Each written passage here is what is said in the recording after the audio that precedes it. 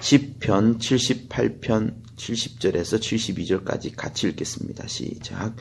또 그 종 다윗을 택하시되 양의 우리에서 취하시며 젖 양을 지키는 중에서 저희를 이끄사 그 백성인 야곱 그 기업인 이스라엘을 기르게 하셨더니 이에 저가 그 마음의 성실함으로 기르고 그 손의 공교함으로 지도하였도다. 아멘. 제가 좋아하는 말씀 중에 구약에는 말씀 중에 몇 가지 말씀 중에 이 부분을 이제 굉장히 좋아합니다. 왜냐하면은 이 말씀은 우리 삶에 있어서도요.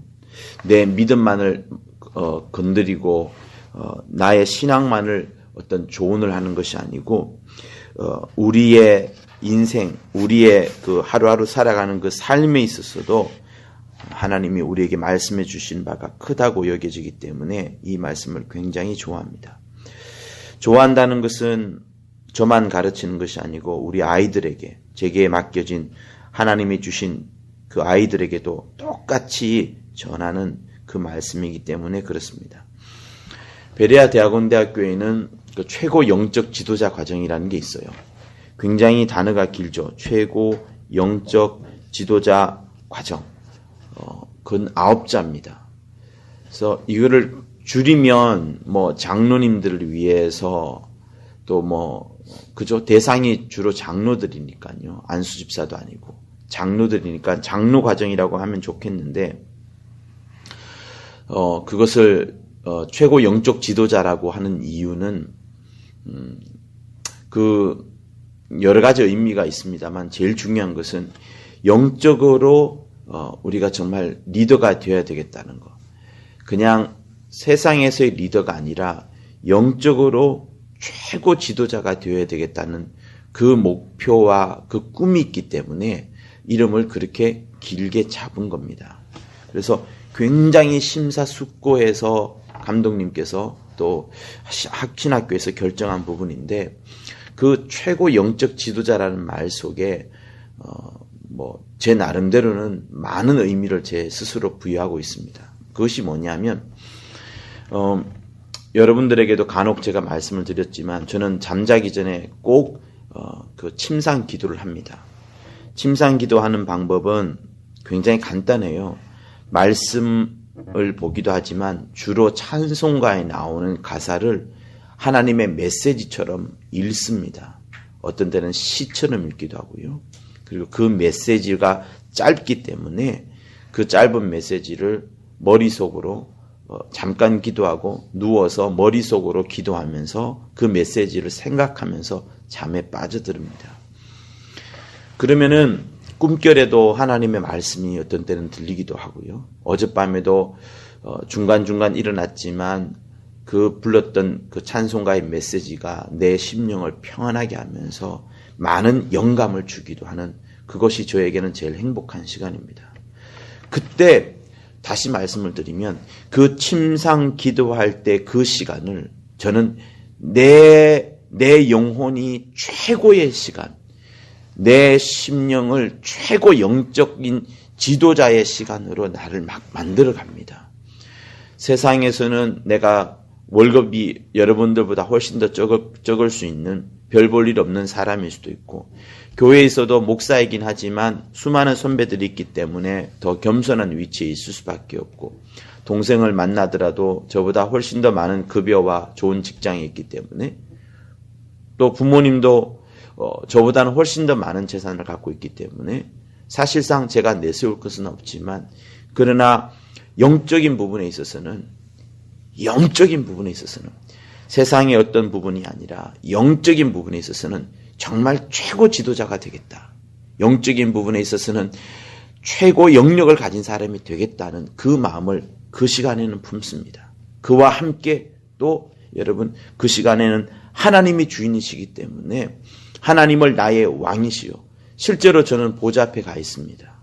실제로 왕의 그 큰 위엄 있는 높은 그 단상에 주님이 계시고 나는 그 발 아래 무릎 구려 얼굴조차 못 들고 있는 그 상상을 정말로 많이 합니다. 그러면서 주인이라는 생각, 그분이 주인이라는 생각, 내가 낮에 가졌던 모든 의지들과 뜻들을 또 다툼들을, 생각들을, 계획들을 내려놓는 시간을 또한 그 시간으로 갖습니다. 그러니 최고 영적 지도자는 어떤 사람인가 하면 하나님 앞에서는 철저히 무릎을 꿇는 종과 같은, 노예와 같은 그런 삶이지만, 그러나 그 영역에 있었을만큼은 하나님을 사모하고 찾아가는 그런 과정이 최고 영적 지도자의 과정이요, 최고 영적 지도자의 시간인 겁니다. 그래서 저는 우리 청년들이 그런 시간을 많이 갖기를 바랍니다.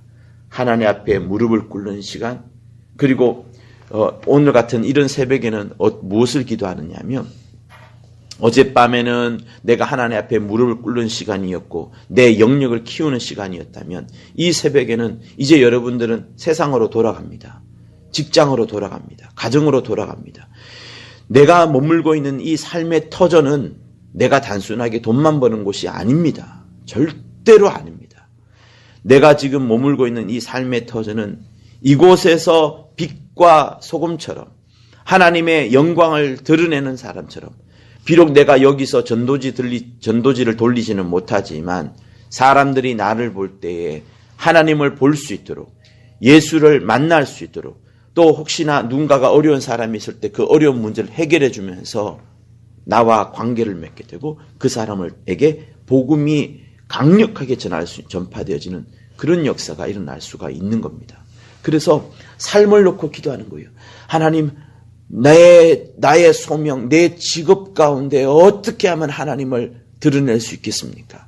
내가 오늘 만나는 사람이 바이어도 있고 고객도 있고 여러 사람이 있을 것인데 어떻게 하면 이 사람에게 하나님의 사심을 드러낼 수 있겠습니까? 이렇게 해야 되는데 우리는 그런 것은 어떤 사람들은 다 감추어버리고 내가 받은 월급만을 헌신하는 것으로 하나님 앞에 모든 것을 드렸다고 하는데, 여러분, 그거는 정말로 틀린 신앙, 잘못된 신앙인 겁니다. 하나님은 우리에게 여기에도 본문의 말씀처럼 그 마음의 성실함으로 기르고 그 손의 공교함으로 지도하였도다.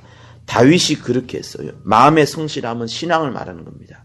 그의 심령 속에 하나님을 의지하는 전폭적인 마음으로 이스라엘을 기르고 이스라엘을 양육하고 이스라엘 백성들을 잘 이끌어 왔었고, 그 손의 공교함, 이거는 자기의 직업 가운데, 자기의 일 가운데, 자기의 삶의 터전 가운데 열심히 일을 하고, 정말 누가 보더라도 저 사람은 우리 직장을, 불신자 직장이죠, 우리 직장을 살려내는 사람이지 우리 직장에 그냥 돈만 받아가는 그런 일꾼이 아닐 정도로, 저 사람은 우리 회사에 없으면 절대적인 안 되는 사람, 우리 회사에 반드시 있어야 되는 사람, 이렇게 되어야지 그냥 회사에서 자기 일만 하고 땡 하면 돌아가고 이런 사람으로 하나님이 우리를 세상에 던져주신 것이 결코 아닌 겁니다.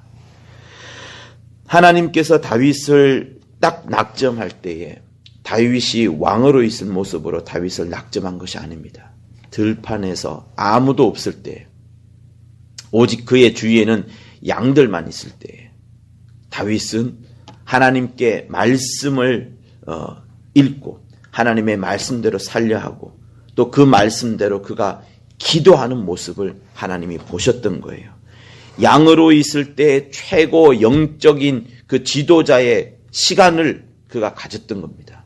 최고 영적 지도자의 시간이라는 것은 하나님의 말씀으로 들어가는 그런 침상의 기도 시간이나 혹은 그 말씀을 읽은 말씀 그대로 주일날 주셨던, 우리 교회에 주셨던 하나님의 메시지 그 속으로 들어가서 그 메시지를 갖고 기도하고 그 메시지가 내 삶에서 퍼져나갈 수 있도록, 그 메시지가 내 삶에서 역사되어지도록 기도하는 것이 여러분 우리에게 최고 영적인 시간을 갖는 바로 그런 귀한 시간이 되어지는 겁니다. 여러분들이 이것만 잘한다 그러면 하나님께서 여러분들을 다윗처럼 정말로 쓰시는 겁니다.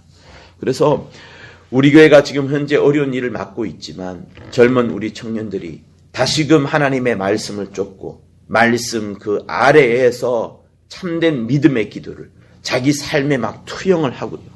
내 삶에서 하나님의 역사가 나타나도록 그렇게 투영을 한다면 다시금 하나님께서 이 멋진 교회를 더 크고 위대하고 21세기를 정말 복음을 전파할 수 있는 그런 멋진 교회로 쓰실 것이다.